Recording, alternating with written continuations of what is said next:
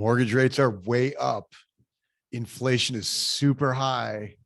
Stock and crypto markets are way down. Is it possible that real estate escapes all the economic carnage?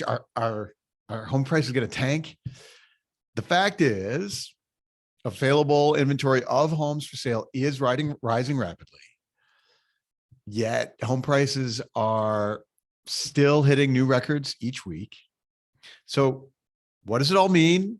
Is it a sign that the market's turning? Should we be worried? These are real signals and legitimate questions to ask. We have 1,500 people registered for this webinar today: realtors, brokers, lenders, investors, traders. I'm sure we have a few individuals, consumers, non-real estate professionals who are just trying to understand what's happening to their own property values, their own buying and selling opportunities. But apparently people care. So we're going to try to take some time today and explain all the data in the best detail we can for you. We have some new folks on the call today, so I will share a little bit about Altos and what the data is we're looking at, what we can see and what we can't. And along the way, we're gonna see if we can make some conclusions about the future. Every week, Altos Research tracks every home for sale in the country. We analyze all the pricing and the supply and demand and all the changes in that data, and we make it available to you before you see it in the traditional channels. I'm Mike Simonsen. I'm the CEO of Altos. Before we dive into the data today, we have, especially if you're new to these webinars, you'll notice in the chat, we have a couple people from the Altos team. We have Lael and Jeff from the Altos team.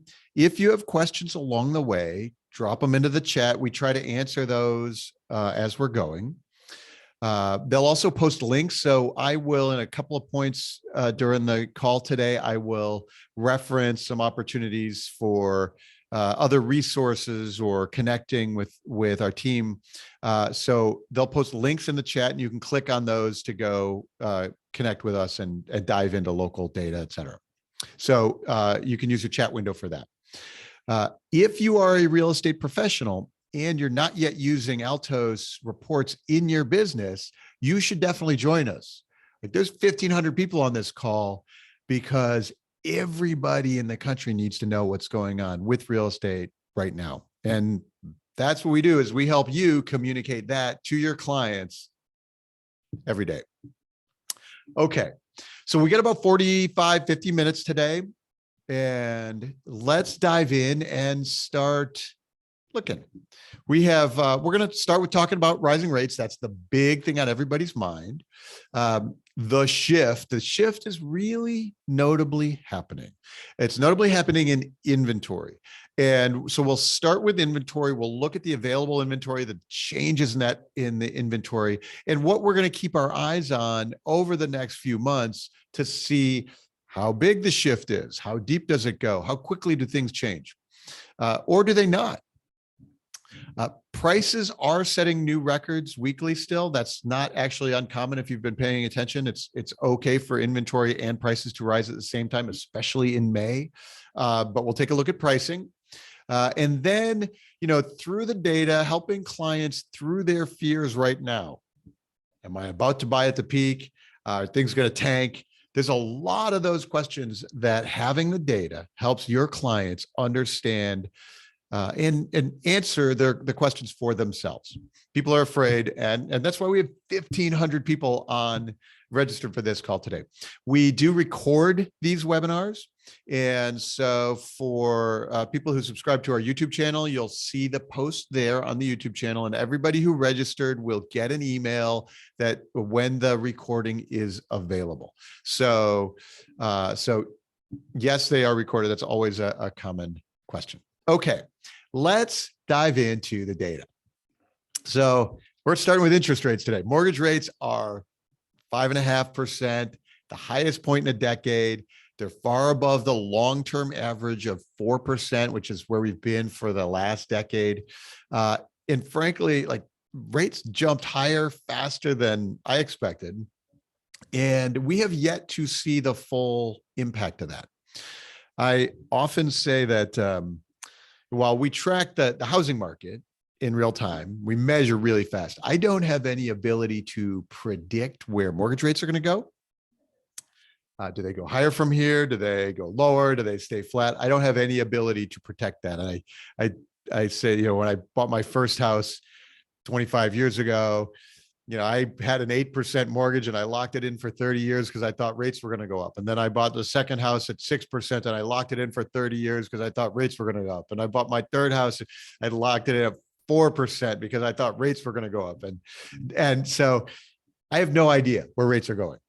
What I do know is that as mortgage rates have risen, the payments on the homes that have been really affordable for owner occupants, but also really affordable for investors, that dynamic is changing.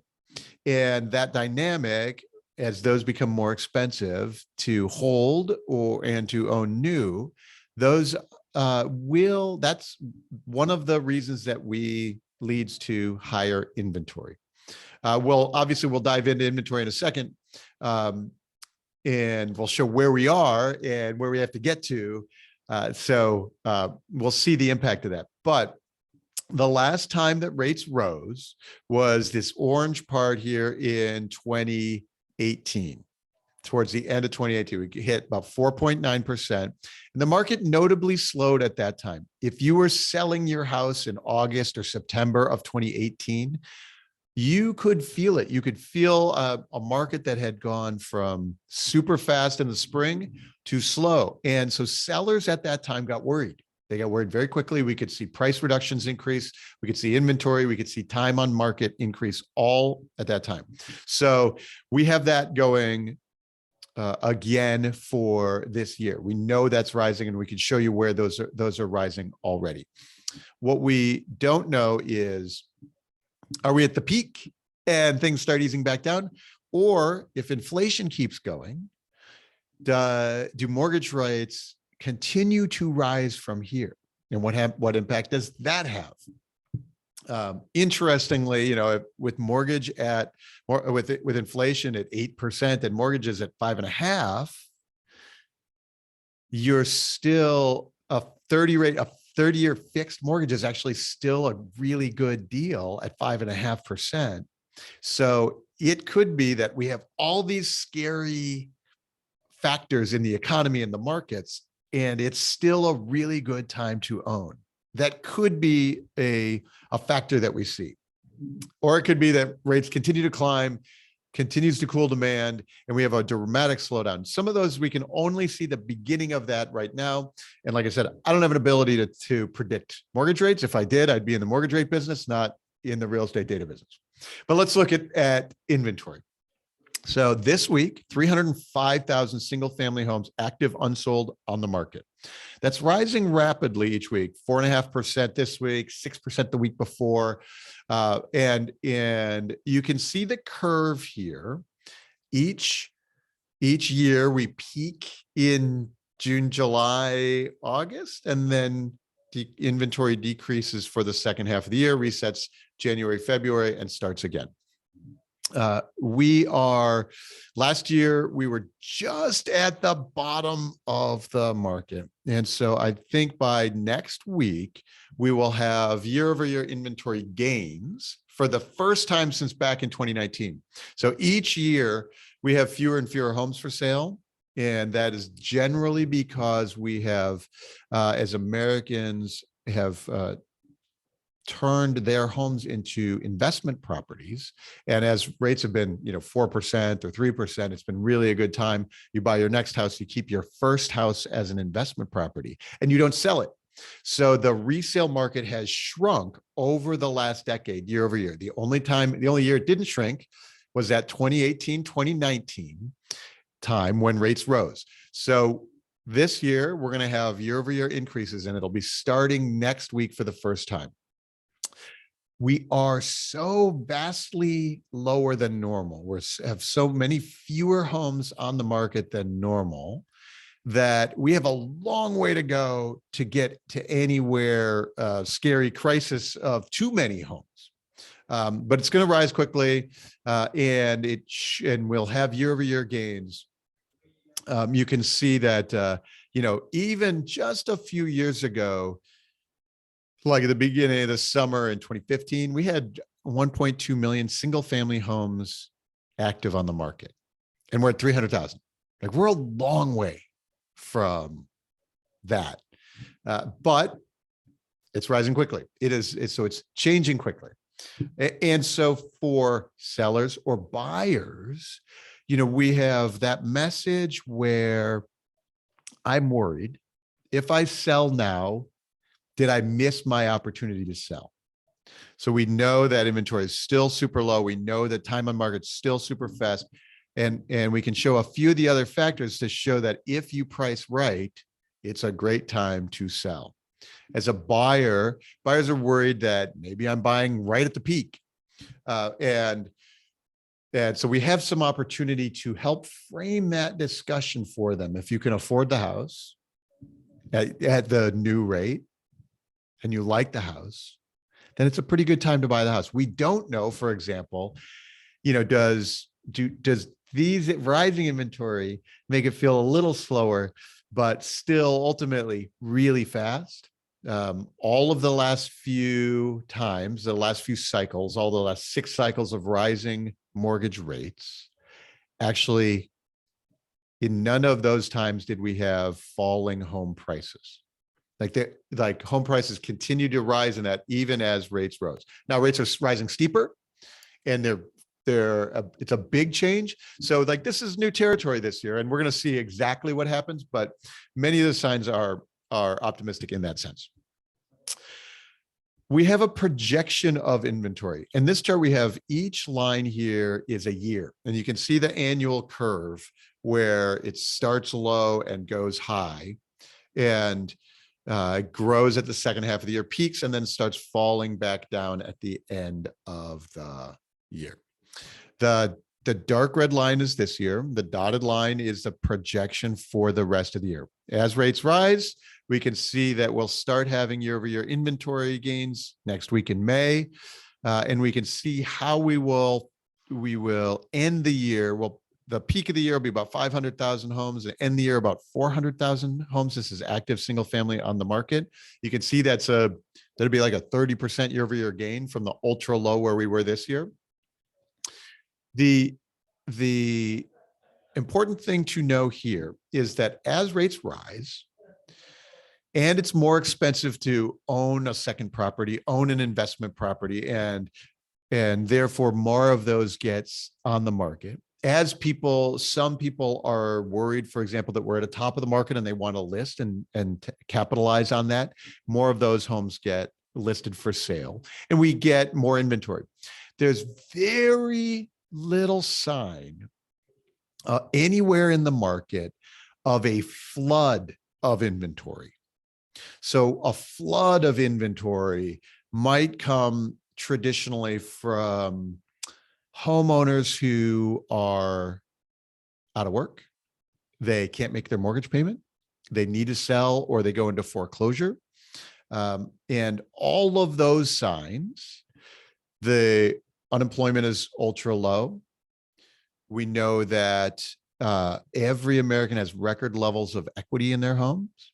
We know that every American has their mortgage locked in for 30 years at ultra low rates. So there's the cost of owning of the homes that you already own is not rising. So that no matter what happens to rates, there's no trigger for a big flood of Americans to sell their homes. We know that the number of properties and the percentage of properties of homes that are anywhere in the mortgage delinquency state are at record low. So that means if there were, for example, job loss, and then people couldn't pay their mortgage, then they go delinquent, and they go 90 days delinquent, and then they go into foreclosure, and now it's 6 months delinquent. It's like, if we have some job loss, maybe in 2023, then it's a 6, 9, 12 months before we'd have any amount of that kind of distressed inventory available to come to the market. And frankly, because everybody's got such a good deal on their existing mortgage, that seems still unlikely for several more years. So as we look at the forecast for where inventory comes, even as rates rise, even if as all the craziness in the economy, there's very little signal that we can go back to anywhere normal in the curve of, million, 800, 900,000 million homes on the market. The dark blue line in this chart is 2018. So that was when rates were rising. And you could see that 2018 started the year at low, at the sort of low end of this big stack, and then finishes the year in higher than several others. So you can see inventory in that dark blue line climbed during the year as rates rose. And that's what we're looking at for 2022. Let's look really quickly at the state level. This is the Altos Research Advanced Analytics platform. It's actually in beta testing right now.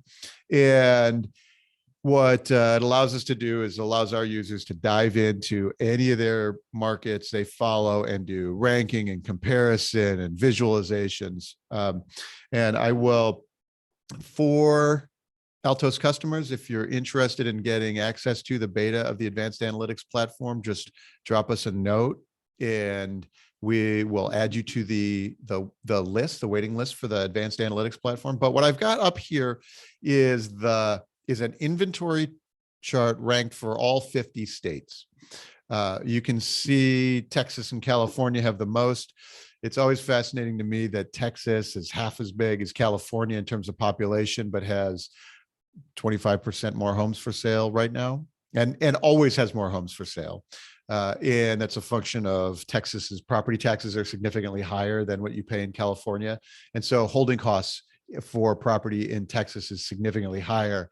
And in California, it's artificially low, and therefore they don't get relisted. And so homeowners in California have like a rent control with their property taxes being held low. So we've chronically shortage, but you can see in California rapidly rising. And so this is the last year of inventory curves in every state. So we can see Texas is just starting to turn up now. A lot of inbound migration, a lot of demand building that up. We've had outbound migration to California, but you can see that, for example, Florida is starting to turn up pretty quickly. Down here, I was looking at South Carolina. We were looking at Arizona is starting to build inventory very quickly. Arizona's usually has way more homes for sale than this. And we'll dive into some of that local data at the end of the conversation today. But you can see really quickly, Arizona is starting to pick up. Colorado is starting to pick up pretty significantly in inventory. And so these are the markets that have been very hot with a lot of inbound migration, and they can cool very quickly. It's like a stock. In the stock market, they call it high beta. The beta is how volatile the stock is compared to the market as a whole. So these high beta real estate markets are also the ones who are most sensitive to as inventory rises, to price changes, et cetera. And so we'll dive into that as we go along. And I've just been watching these states every week so that we know, like we can see which ones are starting to tick up. Okay, let's go back to our demand side really quick. We have the immediate sales tracker. The phenomenon over the last few years is that homes are getting listed for sale. They're taking offers essentially immediately, maybe within hours or a couple of days, and they're going into contract. They're essentially bypassing the traditional active market altogether. They're ready to be sold as soon as they get listed. And we can track, so right now we have about 27% of all the new listings that hit the market last week went into contract essentially immediately. So these are single family homes. That's the light portion of the line here. The light colored portion of the line are the immediate sales. Now, as the market cools, we should see that portion shrink. And it's shrunk a little bit. In the last 6 weeks or so, we went from about 33% of the market of the new listings, a third of them going into contract immediately. Now we're at about 27%. So it's starting to shrink a little bit. And you can see this pattern over the last year. You can see the January reset is when we have few listings. Back there in the middle of the summer, that's the 4th of July week, where we have fewer listings. And so we have good pace. We have real demand. These are buyers who've been shopping for a long time. And so this is why sellers right now, even though we have all of these, turmoil in the markets, and we have these early signals of the market changing, we still have bidding wars. We still have multiple offers. We still have lots of those conditions happening. So these are likely to cool. But because we're coming off such a strong base, it seems unlikely. It's for sure this year is unlikely that we're going to have any significant like price correction. It's way further out in the future where maybe things are softer, especially if there's some kind of recession or a big recession that's further out 18 months from now or something like that. Those things like recessions are not visible in the active data right now. Like we can see what's on the market now. Homes are on the market now. They get listed today. They take offers in June. They close in July, and you start to see the sales prices in August and September and October. And so, but what we're tracking is right now, and that's why we're watching the active market here. And what we can see right now is that the headlines for home prices are going to be hitting record highs all the way through into the late third quarter, at least fourth quarter, likely, even though we can already see the early signals of the market turning. So it'll be tricky. Your clients, buyers and sellers, are going to have mixed messages all the way through the year. They're going to be like, how can home prices still be hitting these record highs? And it's because the traditional real estate data is really old by the time it gets to you. And that's why you really want to have your Altos data in their hands before that they could see every week. While we have your house listed for sale, I want you to keep your eye on this report. Let's look at pendings really quick. One of the phenomena of the last couple of years is that we've had more homes in contract than are on the active market. People have been buying everything in sight. And so the light colored line here is the active market, and you can see it growing and shrinking and starting to grow each week now.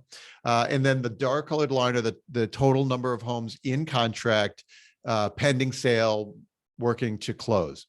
And this will, as inventory rises, and it'll be interesting to watch this chart over the next few months, does this start to shrink so that more homes are on the market? We process through the ones that are in contract, and we flip that back around. Traditionally, you might have 3 or 4 times as many on the market that are those in contract. So we are starting to close that gap a little bit, but it's a long way from anything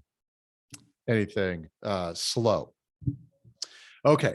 So we've talked about supply, we've talked about demand. Here's how it translates into prices. The median price of a single family home in the US right now is $432,000. That's a record high this week. It is, as I mentioned, it's not uncommon for the spring, especially May, to have rising home prices and rising inventory at the same time. This is the peak buying season. This is the peak buying and selling season. People are getting ready to move in the summer. They want to get the transaction done now. Like, this is where all of the good stuff happens. So it's not at all surprising that home prices hit a record high this week, even though mortgage rates have been spiking all year. It is the dark red line here, as you can see, each of the last 7 years of price curves. We climb through the second quarter. There's a little plateau in the summer, and then prices back off in the fall a little bit. During the pandemic year, 2020, we had that tiny little dip, 3 weeks of buying opportunity. And then people started jumping back in. You can see in that 2020 time period, that pandemic time period, prices did not back off in November and December, right until the holidays. So they stayed elevated all year. And last year, 2021, started with extreme demand and prices took off immediately, very quickly. And we're still seeing the traditional headlines, the Case-Shiller, and those numbers talk about 20% home price gains. And you could see it all last spring. And like, that's where those gains were happening, and why we were looking in the data there. And it's why you can see we're going to get those headlines for a whole nother 6 months, because you can already see it in the active market.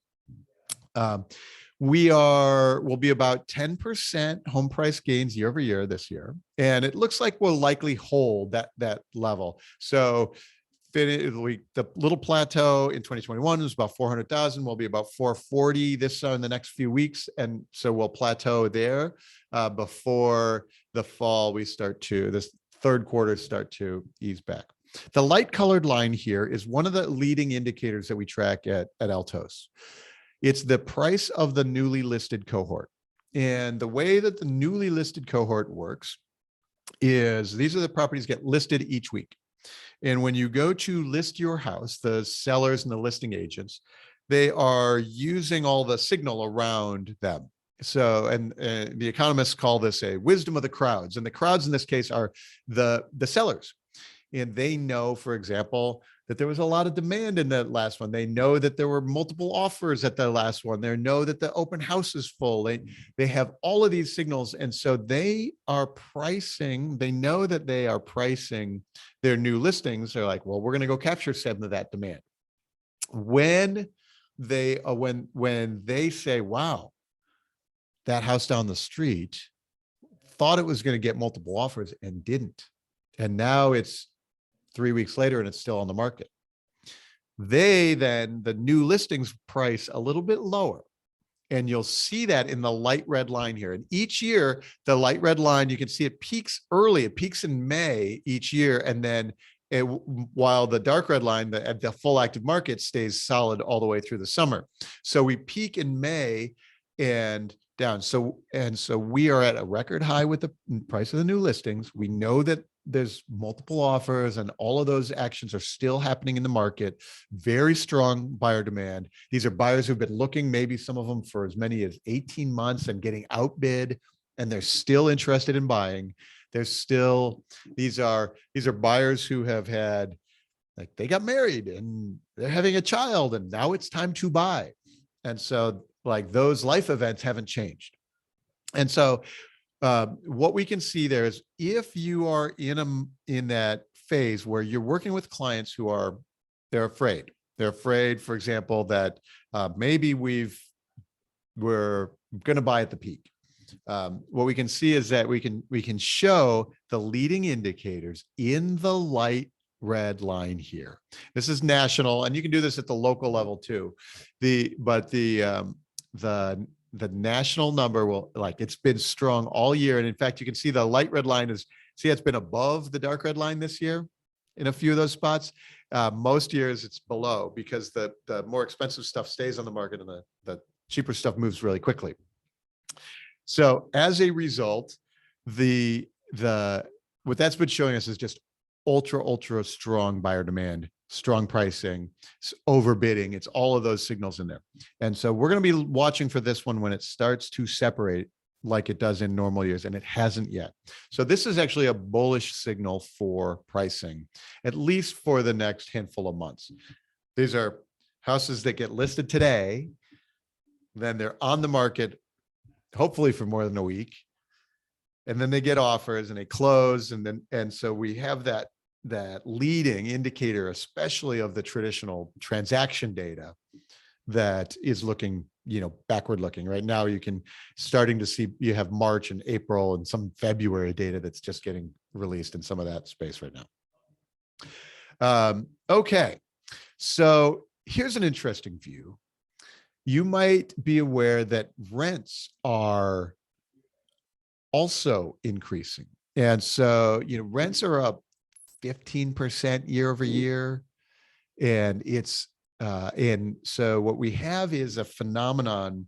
Rents and home prices move in tandem. They don't move opposite. It's not a choice of either rental or a house. It's time to move out. It's time to find a place to live. And so rents and home prices rise in tandem. And as rents rise, it also makes the rent purchase affordability more, it like makes it more affordable to buy. So it's, the rents have not turned down either. And so the dark red line here, these are houses, single family homes. We can see it spiking. It hits little plateaus at certain price points, 2000 and 1900, but you can see that this spring, they're still rising pretty quickly and is not yet turned down. So we track rents. We track rents at the local level in your local Altos reports too. So sometimes it can be really useful for a quick handy reference with buyers to know, what's a home going to cost, a rental home going to cost in this market. And we do that in every zip code in the country too. So you can reference that in your Altos reports. On the demand side, one of the leading indicators that I try to keep us all aware of is the percentage of homes on the market with price reductions. Normally, price reductions, about a third of the market takes a cut before they sell. 30% or so. Sometimes that's strategic. It's intentionally overpriced and then they want to take a price cut. Sometimes it's accidental or it's a seller who is crazy and they want too much. And so what we can see, each curve here is a year, each color here is a year. And there's a few things that obviously jump out really quickly. The dark red line here is this year. And you can see how we're deviating from last year. We had record few right up through March of this year. And then starting as those rates started to rise, a few of those sellers aren't getting the prices. They're like, they're asking too high. They're sitting on the market when everybody else is moving and they've got to do a price cut. So we're at 19.8% of the market has had a price cut. And normally that's 30%. So that means is fewer people need price cuts because we're still getting multiple offers and we're getting bidding wars, and sometimes people are getting those offers that they are trying for, but each week it's slowing down. And so for your sellers, the message here is the homes that are priced right are moving quickly. If you're not pricing right, our opportunity to really roll the dice is probably behind us now. It's still actually really low, so maybe it's not. Maybe you can roll the dice and still get it. But it's adjusting quickly.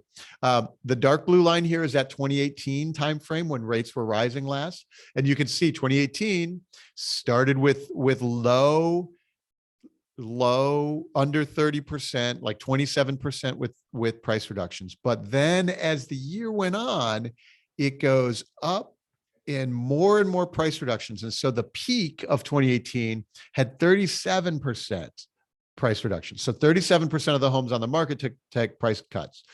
When the bubble burst, it was like 48%, 50% in 2000. Like that was 2008-9 period when people were really shocked and you could really feel like half of the stock had a price reduction. In this case, in 2018, it was up to 37%. And sellers at that time could feel it. And so that's what you will want to be preparing your sellers for this fall as price reductions start to climb, preparing them to price right, but also what that means for market time and for competition. That's how we can see the market shifting. If price reductions start to get 40% nationally or higher, that's going to be a really bearish signal for pricing in the future, for transaction prices in the future. So the home is on the market now and it doesn't get an offer, so it does a price reduction in June. And then it gets its offer in July, and then it closes in August. And then the transaction prices get reported in September and October. So you can see it in the data right now, the price reductions data right now. So climbing, still very low. So just like the rest of our data here, this is the shift, but we're shifting out of crazy, crazy hot and maybe just back to normal times. But normal times are going to feel slow. Local markets have their own price reduction ranges. For example, Arizona, the Phoenix area, tends to be much more commonly at 40 to 50% with price reductions. It's a much more investor heavy market. This tends to be significantly more inventory per capita than, for example, California. The California markets are much fewer price reductions because the inventory is always so chronically restricted. And so many of the hot markets like Boise will also go from these low 20% to all of a sudden in the fall maybe 40% with price reductions, and your clients, your sellers should know to expect that. And we'll show you some of that in the local data in a few minutes. Market time. So market time is still ultra fast. We are at almost normally the fastest time would be June, sometime in the next few weeks. We had this little oscillation between 25 and 28 days median on the market. So this is nationally single family homes, 3 weeks on the market. We had a couple of weeks ago, it rose up a little bit. We can see time on market at the high end of the market is starting to slow a little bit, which normally is slow. In the last few years, the boom has been across all price points and across all geographies. But as it slows, we should be able to see it at the high end, probably slow first. You can see the annual curve here. The peak is right at the holidays and then declines right through the end of June and then starts to go. If you haven't sold your house in June and now it sits on the market, now it starts to get a little bit longer in the second half of the year, which is also why you start doing price reductions and why price reductions rise in the second half of the year. There's this little spike here in 2020. That was the pandemic few weeks, and then it dropped. Last year, we dropped way ultra low we still had more to accelerate. We were not done yet. But this year we're just bouncing around and we're likely to start moving up. It's still ultra fast. Like to get it back to, 40 days or 50 days to be a much more healthy market for buyers and sellers. But that's the market time we're looking at. Then a couple of weeks ago, we saw it jump and we were interested to see if it's going to slow, but we're still it's still moving super fast, 3 weeks, 25 days on market for the US. In all our Altos data, we look at all of the markets in price range segments, 4 price range segments, because the high end of the market may be behaving differently from the low end. And what's interesting, if you've been watching these webinars the last few months, the demand in the US has been across all the price points, but we could see the lowest price and the highest price segments here is 160 and 1.2 million. Took a little bit longer to sell. And the 2 middle segments in about 550 and about 350, those were slower. It's interesting now that you can see, so the 550 is still at 14 days. The 350 segment has actually ticked up just a little bit to 21 days. And so right now, the fastest is still in that 550 zone.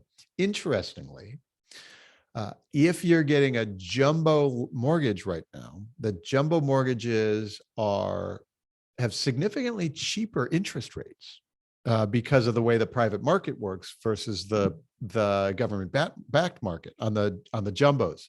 And so it could be that what we're seeing right here is that people who are buying in that 600 to $1 million range using a jumbo mortgage are actually still feeling really cheap mortgages, where the lower end is a little bit more expensive on a payments basis. And so time is starting to tick up for the homes in the 350 range with a conventionally backed mortgage. And I will show you a little bit of these in the local markets too. By the way, if you're on this call and you are new to Altos Research, what we do is we talk about all this data. If you need to learn how to use the market data to communicate to your clients, we have an ebook.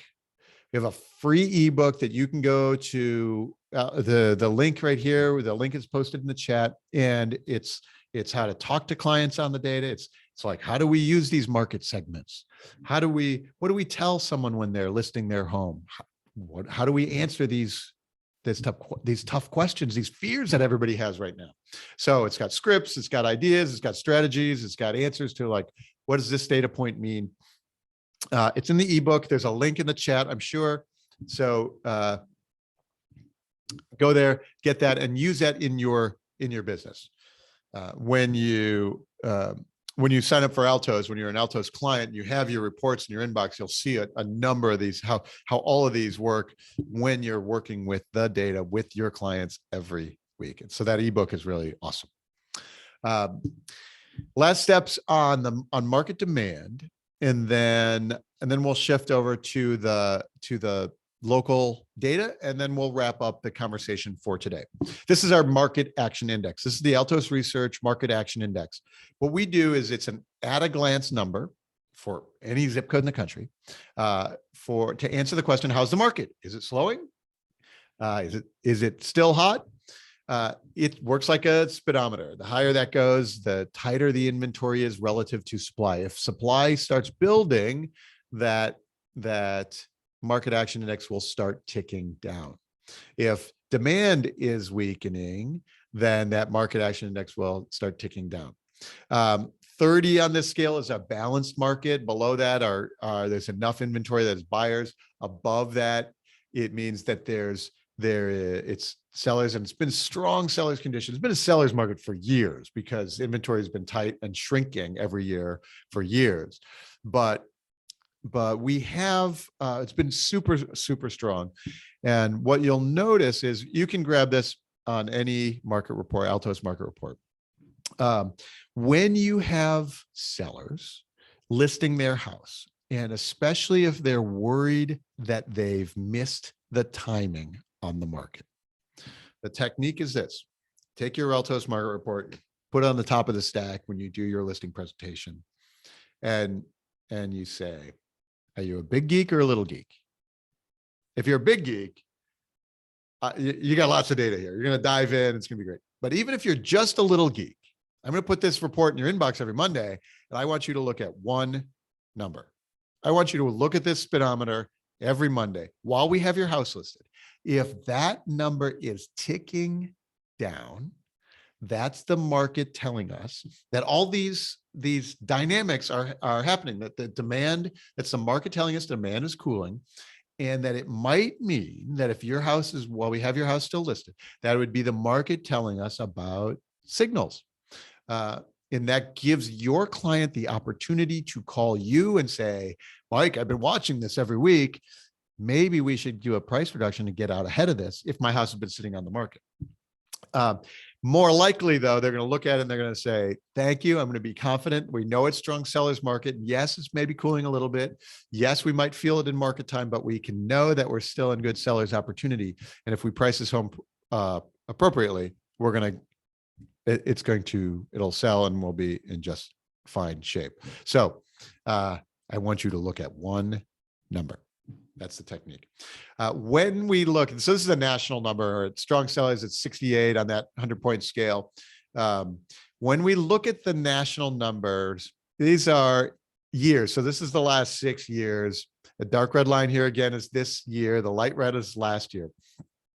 And so this is taking that market action index and plotting it over the curve. Normally it peaks in like May, and then starts to cool down in the second half of the year.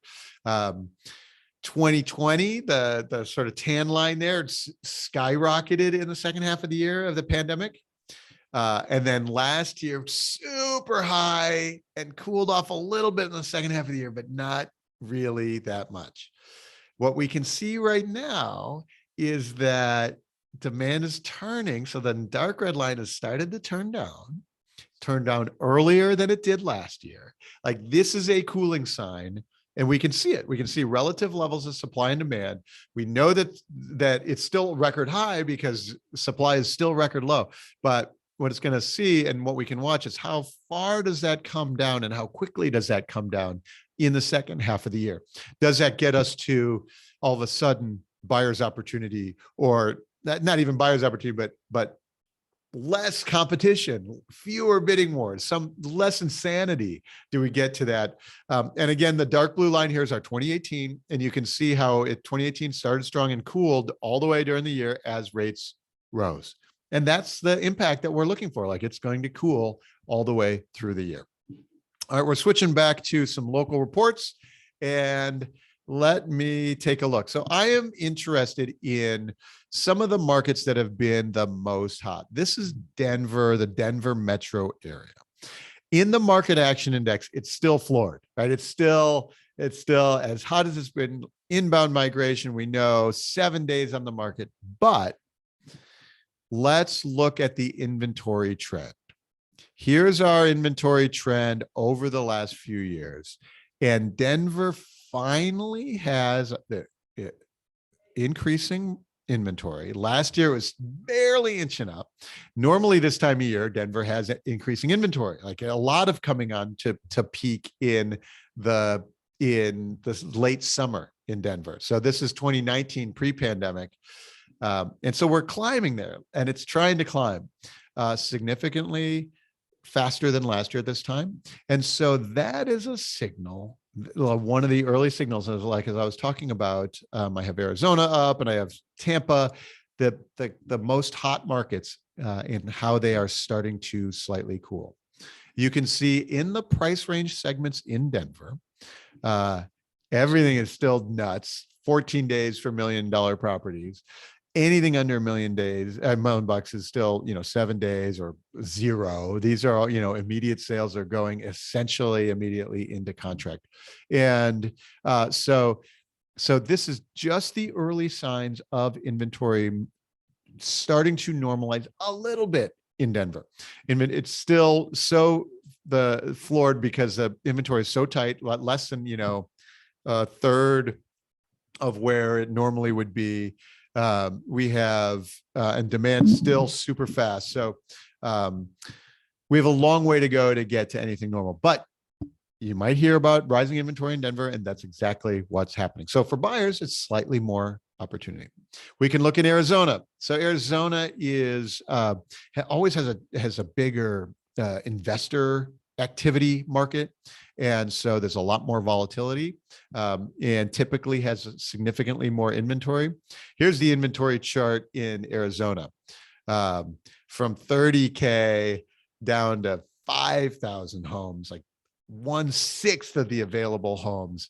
And now inventory is starting to rise and likely going to get back up here, somewhere up here by the end of the year.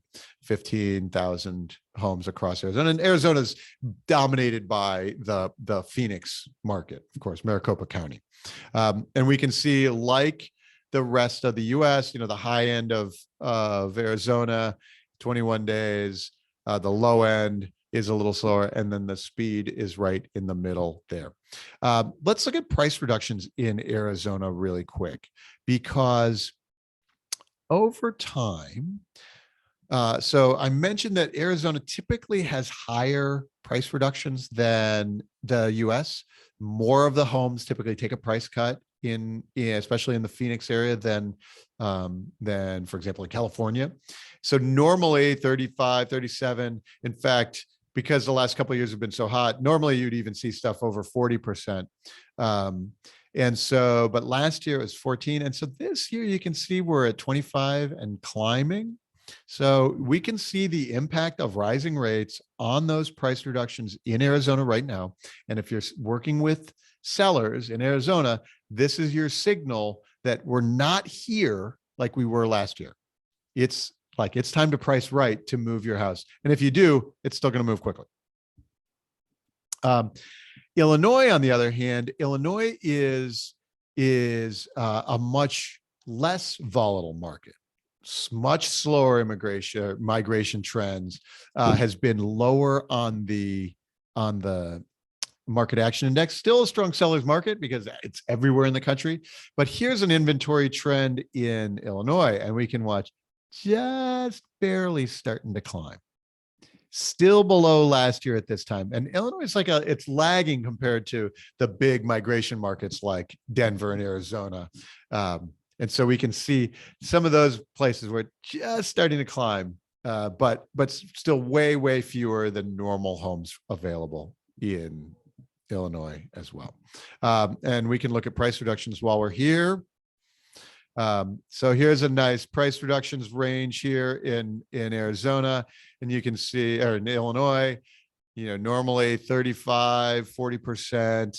Last year we were down at 18%, and hasn't started turning up yet. So we have a little bit of go there, and it's a little slower market. Really quick, let's look at Tampa. So I had price reductions in Tampa pulled up. So Tampa, prices have been rising. Our inventory is starting to rise as well. And here's our price reduction. So, price reduction, a lot of speculation in Tampa, a lot of investor buyers. And so Tampa is normally in the 40% range with price reductions.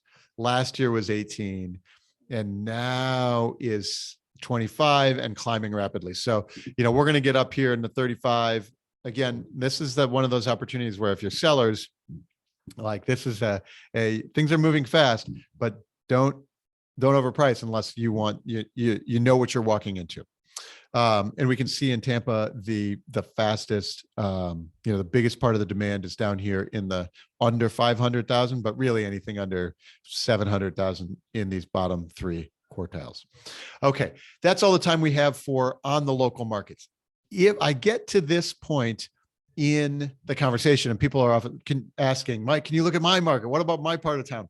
We don't have time to do it all here, but we can go look at your local markets. All you got to do is go to altosresearch.com and book a consultation with our team. Book a demo. We will look at your local markets. We'll see how your market is changing, and we'll work with you about how to have this conversation right now with your buyers and sellers. They've got all these headlines going on. The markets are crazy and everybody's afraid. Inflation, all of these things. But the fact is that if you're selling your house right now, and it's moving quickly, and your price rate is moving quickly. If you're buying right now, your mortgage is still, in the historical sense, ultra low. And if you can afford that house and you've been trying to buy for 2 years, maybe now is your time to buy. So, and you can tell because here's all the demand that's still happening in the market. So those are the messages that you can give. So book time with our team, learn how to do it, use the ebook for the scripts and for the deep dive on how that data works. We will stick around here in the chat for a couple more minutes and try to finish everything up. I thank you so much for being with us. We had a huge crowd today. Very much look forward to you working with us at Altos. Always stick around for the YouTube channel. There is a recording of this available, will be available, and you'll get an email. It's also available on the YouTube channel. Looking forward to much more work with you very soon. See you with the data on Monday. Thanks, everybody.